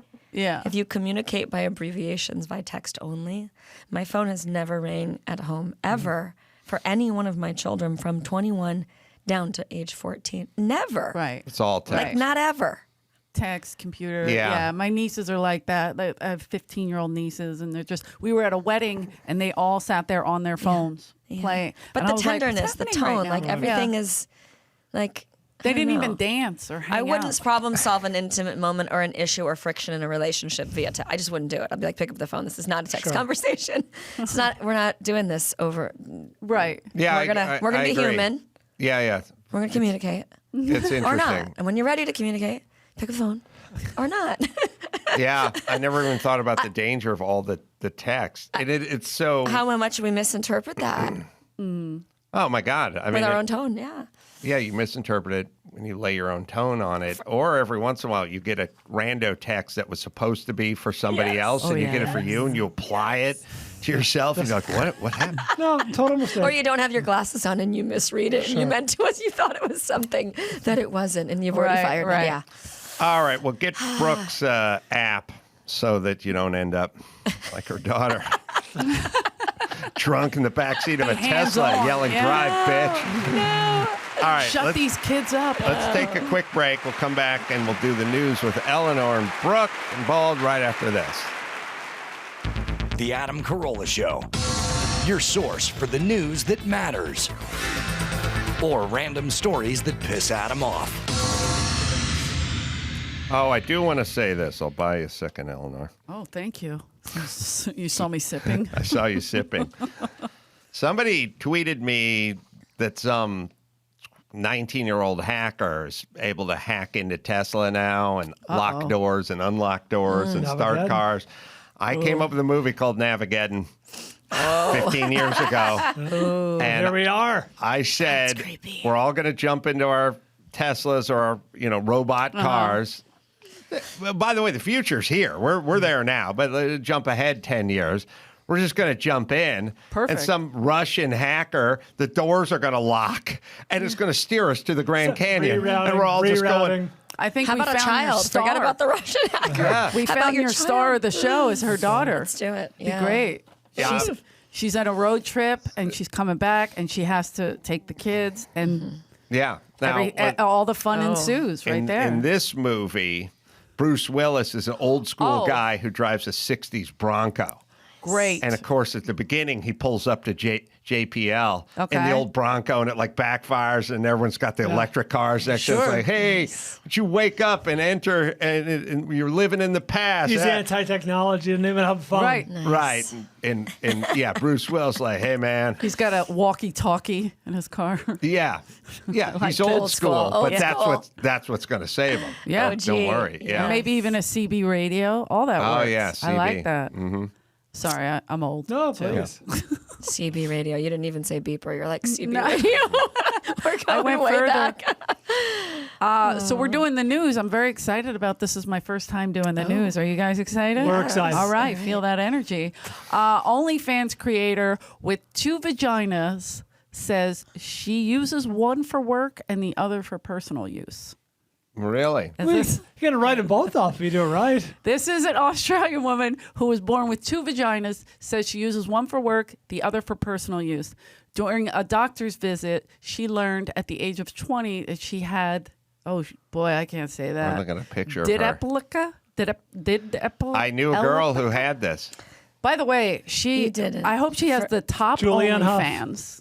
That's right. I mean, this girl is. Do you Wait. think she was a conjoined twin and the other one? No, this is interesting. This is the The other one only got thing sucked that up. Have you ever survived. heard of this Yeah. before? The other vagina? No. She's No, one I've for. never heard of this. Have you? I have.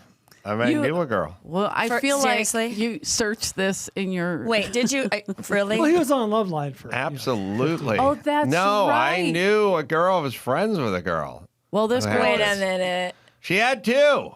One was. Did you Are see you them? sure there? Wait a minute, because This is a real thing, though. It's a thing. It is a real thing, though. I'm Well, not doing it here's right. the problem. Here's the problem. Didelphic? You should get out of the gate with a news story you can pronounce. You're number right. one. Didelphic uterus. That's not for you. That's for the young girls listening throughout the country. the young aspiring news. Look, I'm just shocked if I would kill for 2 uteruses. I mean, 2 vaginas. Yeah, not no. uteruses, And please. you I want can that. use one for sex, the other Sure. for an ashtray. Sure, exactly. I will tell Smoking you. after sex? No, during. What I'm saying. Got a head start. All right, here's One has cigarette butts Here's in it. Oh my here's the problem with any time we do 2 vaginas. You picture 2 70s vaginas. You know Sure. what I mean? The Giant. deal is the outside looks the same, but it's different inside. Canals. And yes, Like and those and caves that the divers went into. I knew this girl well. She was part of my improv troupe. She dated a friend of mine. Okay. Is And this Kathy Griffin? they had. Yes, Did it was he good. feel inept? They had. Did he feel inept? Not Why? being able to. Well, No, you got 2. right. But 2 inside. you know how hard it is to work one for you people? Well, they said they were passionate people. Okay. They made Okay. vigorous love. Okay. And she said, I will use one and I get tired and then use the other. So But she is it could like tap 2 out. fully Yep. Like developed, like MMA. 2 G spots, 2 vagina, like 2 in, like what is Thank this double? you. I did not. just have I to didn't ask. Sorry, physically but, examine her, like, but it is a you know what I thing. mean? So Is the it- G She spot has is it. in both? We don't Is- know. I don't know. We hope so. There's no real. You're like a you're myth. you're I'm not pretty sure it's a hitting myth. one, go to 2. G 2, spot's like 2, the 2, 1, chupacabra. 1, That 2, doesn't 2. exist. Come on. I've never heard of this. Too bad. Yeah, she had it. They did it. And that's what she said. Well, Wow. I could read the rest of it if you'd like. The woman is I'm very here to learn. beautiful, She but is she's got a lot beautiful. of tattoos on her. Evelyn Miller, 32, started working as an escort 7 years ago in Queensland after a failed relationship and started traveling around the world. She said due to her condition, sex work was easier for her emotionally and physically. Additionally, she started working as an OnlyFans creator after quitting the escort industry. Women, they break up. They can become a prostitute or Sure. they can become a lesbian. She They can could be. Guys break up. We just go home and beat off and then watch more Monday Night Football. Like, we don't do big lifestyle change. Like, my girlfriend dumped me, so I went gay. Yeah. That That rarely happens. I became a prostitute. Like, we just go home. Usually she dumps you because you're gay, Yeah. not the other way around. You guys go for full lifestyle changes when you get dumped. We do. We get hurt. We're more emotional. And if we have You two act out. vaginas, Yes. we could have be a librarian We during have the day. options with two vaginas Yeah. that you don't have. Maybe I could approach her and go, I got half a dick. Maybe we can work Right. something out here. I mean, Well, it says I was able to use one vagina for work and one vagina for my personal life, which made the work a lot easier emotionally and physically for me. After I quit this, I started OnlyFans filming adult content with both vaginas. Oh, so now they're both working. Got it.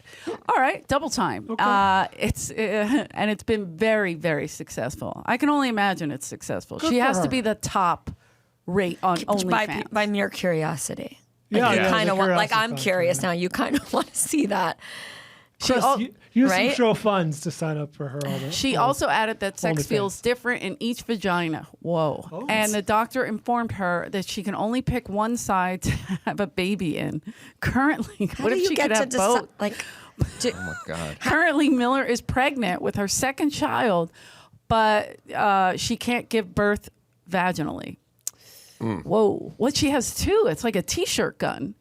That's true. Yeah. She could just shoot. No? Sorry. That was a bad one. When I realized that having two vaginas doesn't affect me negatively, I came out publicly on Reddit, socials, and OnlyFans, and it has been crazy ever since. Wow. I can only You imagine. think? How nice. I mean, I have a friend that does OnlyFans, and she was a comic before, like BC, Then before she Corona. got dumped and she turned into a prostitute. Right. Well, I mean, we got locked out of comedy. They shut everything down. So she was like, oh, I have a great ass. And she makes like 40 grand a month. Really? Yep. What does she have to do? Probably just show her out. She has a great ass. So Just like, I didn't ask the details, and I'm also not paying to find out? Yeah. See it. Well, Del, I'm not going to subscribe, but I'm she's making you know, 40 grand a month. 40 grand a month. And we don't have a photo of this. No. ass. I was going to do it too, but What's her Just name? thinking She's about the obviously crazy public. person I'm that not might be showing my deciding dark now that vagina to the dark I feel web. like- want to.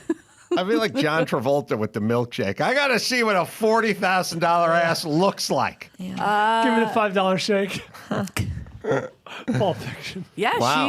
it's amazing. Like she told me her mom, she got a new apartment in New York, and her mom came, and the mom was like, I don't know how you got this, but I'm not asking any questions. It's Yeah. gorgeous. Is Yeah, she don't ask secret about questions. this? Or Congrats. she ought to be public about it. Did she pay for this? Did she build this? Did she build Was her this- ass? No, it's a perfect. This is a no, real, it's a like, real one. A real A one. real hardworking Wow. comic ass.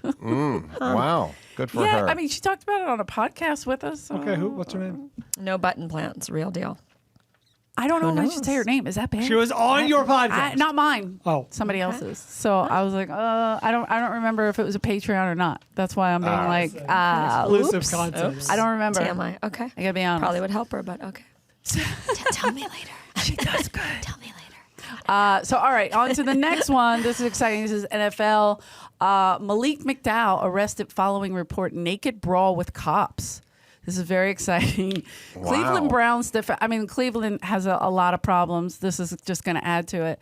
Cleveland Browns defense tackle Malik McDowell was arrested in Deerfield Beach, Florida on Monday after police say he walked naked into a children's learning center and violently attacked the deputy. According to the police, the surveillance footage shows McDowell, 25, walking around naked onto Learning Center properly while classes were in session. Holy shit. Details about the assault and the deputy after geez, I can't speak, I'm sorry. Deputy after aren't available, but the police report says it was a violent attack. The left that left the deputy dazed. Sorry, That's this all is right. not good for me. I'm a shitty cold reader. Court myself. records. Court records viewed by local station WPLG show that McDowell is being charged with aggravated battery of an officer, resisting arrest and exposing his sexual organs in public. That could be traumatizing for a child. It's a And lot to see of man. That's a lot. That's a defense tackle coming at you, full blast. I also feel like with the guys who walk around nude magically always have big hogs. It's like when the dick pic guy thing gets to TMZ, it's always a guy with a huge chode. You're not wrong. What do you think happens in Florida that this happens continuously? Well, it's humid. Yeah. So you don't want to wear your clothes? No. Like as opposed to like if you're in Utah, Colorado, a little bit of shrinkage going on. Yeah, but I'm just saying he's running into a children's learning facility with his hog out. Football season. Is this a domestic dispute? Is he running into this? I think football season, they're so buttoned down and locked down for so many weeks with the training camps and the two-a-days and the early morning chalk talk, and it's so regimented. You know what I mean? Like you got to be at the plane, you got to be on the bus, you got to lights out at 10 or whatever. Then all of a sudden, poof, the season ends. It's gone. Yep. And he's like, the Bengals are in and we're not. And now I'm flipping you're out. just a rich 25-year-old. And there's nowhere to go Monday morning, so you go to Miami, and then the shit's on. That it happens all the time. These guys get all the DUI arrests and all that kind of stuff because it goes from this crazy regimented structure where we know where you are and you have to report and you have to do that test for substances and everything, and then it's all day. It's like now maybe that's why they've had to be clean, and then they get to just go fly their free flag. They just go nuts. Yeah. Well, the CTE in his head. I mean, which head? I'm not sure. Everything's out. I mean, this is crazy. McDowell started 14 games for Cleveland this season and said before this year began, he thought he had turned the corner following multiple run-ins with the law. Oh, yeah, he got in trouble earlier, 2019, I think it was. The good news is earlier in his life. Everyone is pretty sympathetic to the emotional stress of COVID did it, but also just in general, in the last 10 minutes, we all got coached up on disorders, mental disorders, emotional. Oh, that's right. That's right. Jay, Right. So we can all find a little forgiveness or sympathy or help or something. Where in the past, it'd be like, this guy needs to be thrown out of the league. What now, do you think happens to him? This is multiple. This is. Was this a few? He's had a few. So what happens to this guy? Oh, I think you have to get people help now. You have to get people help. Programs in place. Well, we have to re-look at his statistics, see what he's doing. Oh, if he's worth keeping around. I mean, Antonio Brown, you know what I mean? Like they're fighting to keep people in, and then if he had more than 8.5 sacks last season, we'll get him help. Bring him back. That's right. He should be able to. We should be able to fix this. Anyway, am I reading the rest of this? Yeah. We are aware of... No. Wait, this story? Yeah. We got it. I got it, Malik. This is exciting. Michael Phelps weighs in on transgender swimmers. Michael Phelps says the controversy surrounding NCAA swimmer Leah Thomas is very complicated. Thomas is a transgender swimmer. I live there. Whoa. She doesn't look strong. No. The webbed arms are just don't look at shoulders. them. We're looking Do at. not look. You know what? This kind of thing, like this is a complicated subject. I get it, what Michael Phelps is saying, but why? What's his point of view? What's they're gonna. Okay, let's see. Thomas, a transgender swimmer on the women's team of University of Pennsylvania, competed for 3 years as a male. NCAA bylaws permit transgender athletes to compete as women if they have undergone testosterone suppression for a year. There's a story just out that says they don't think a year's enough. I agree. Because it's really... You just want to make women feel weaker.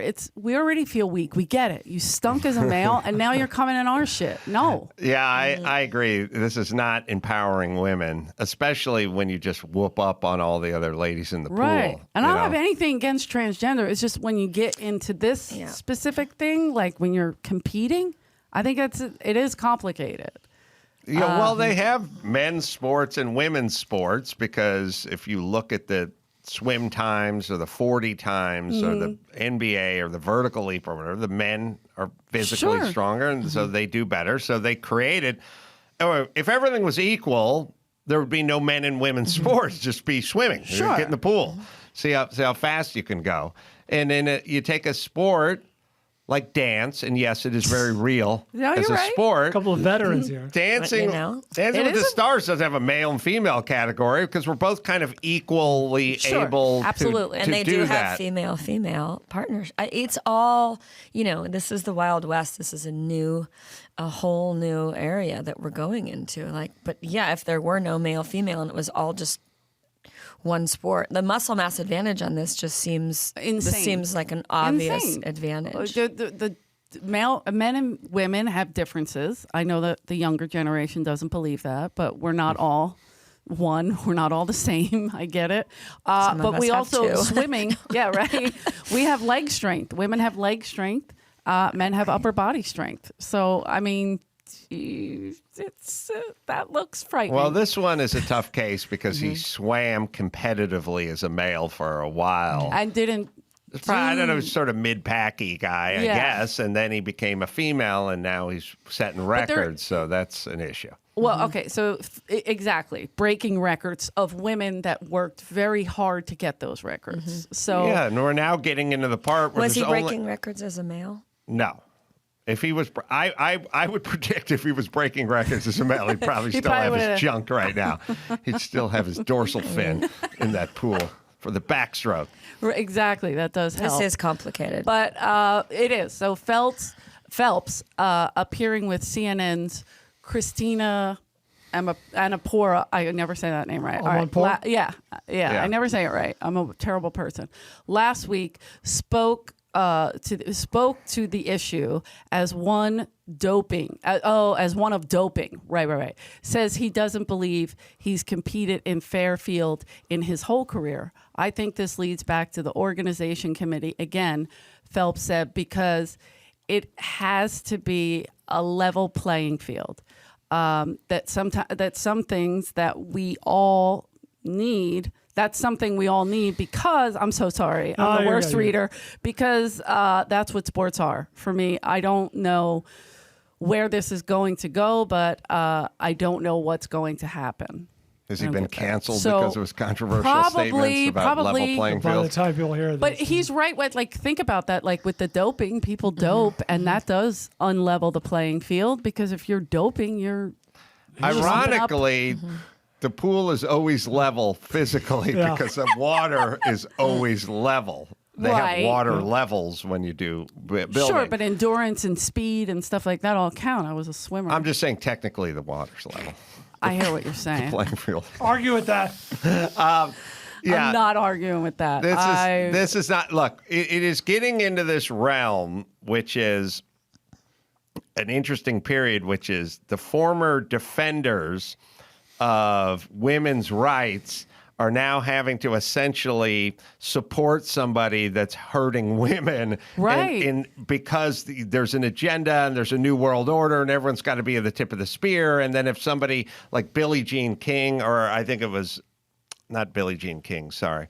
It was Martina Navratilova says, I don't think men or former men should be, then she gets thrown out of the community. Right. She's the king of all the lesbians, the champions of all women and lesbian causes. And she gets booted out of the club lickety split. So now everyone's in this weird quandary, which is like, I thought I was defending women's rights. Right. No, this is a woman. 10 minutes ago, it was a dude. Then you defended that dude. By and now of that, you're attacking trans rights. So good. I love this because I love when the woke eat themselves. They're all fucking get confused because they take so many retarded stances that they don't know what their fucking stance is anymore. This is like liars always getting caught because they lie so much. They're all so full of shit with all their stances and their virtue 100%. signaling, and now they're all fucking taking it in the keister. Because they don't even know how they feel. Eat them all. Yeah. Get them all. She doesn't even have two vaginas. How could she dare compete? That's right. One expels the water, the other sucks it in. It's like a jet ski. It's an extra fin. That's right. All right, so we finishing that one? I think we got it. Okay, yeah. Well, it says she's demolishing female competition. It's insane. All right, this one is good. Jennifer Goodwin offered husband Josh Dallas's sperm to single friend. Actress Jennifer Goodwin has no problem offering up her husband Josh Dallas's sperm to a good friend who is looking to become a single parent. By the way, do we know them? Oh, Jennifer Goodwin. I know Jennifer. She's a well-known actress. She was on the Mormon show with Paxton. Big Love, one of my favorites. Oh, I haven't watched those shows. Well, yeah, but she's been in a dozen. She's well-known. She's terrific. I don't know Josh Dallas, but apparently his sperm is, extra and nice enough to give. Remember, you used to borrow sugar from a neighbor. Do they have a child together? They do. They have 2 children. It says, I can finish reading it. By the way. So she's going to offer up his sperm. Is that what's going on? Maybe they were watching The Big Chill and they were like, she can't get pregnant. She needs some sperm, By the way, I offered his sperm to one of my best friends who was going to be a single mom. She revealed during an interview on SiriusXM's Pop Culture Spotlight with Jessica Shaw. And my husband, the very best friend, were the ones who were like, this could lead to complications. And I was like, I just feel like you just need to procreate. So here's the real question: you see how she reads it? How hot is her friend? And then does it's just too much. I can't. I think this guy's. I don't know. I think it opens a lot the of door sperm for is cheating. wasted. I get it. Oh my God! This is, it is odd. It's like to me, it's like an actress full of herself. Like, my husband has the best sperm. You should use his sperm. I don't know. Yeah. It's just, I don't know. Like, oh, look at our kids. They're perfect. Use his sperm. That's it. He is a handsome fella. He is. He is I don't know. It's just, I thought it was very strange. She said, at a point I was like, no, but seriously, we can arrange this. Goodwin continued. And then there would be more little Joshes in the world. Oh. See, that's exactly what I thought. And I love to picture what people need Joshes would be. What? What? What the fuck did I just say? Well, that's what you said. That's what you said. I love that the picture of what people needing Josh would be. It's what in parentheses. I'm not. I would be flattered if somebody asked for my sperm. Would you? Oh yeah. Would you give it? That's right. Who needs sperm? Would you just give it in a jar, or do you need to? I mean, see where it's going into. Oh, I see. Yeah, well, look, I'm not saying, I feel that... Are you bringing it over in a turkey baster or in the original tap? I feel the same way about being propositioned by gay guys, which is, I'm not gay, but I would like to be propositioned by gay guys. Okay, you want to be... It'd be a flattering endorsement. To be an endorsement. Sure. And I don't want to give away my sperm, but I would like a line to form outside of my shower. Sounds very greedy. Have you ever sold your sperm?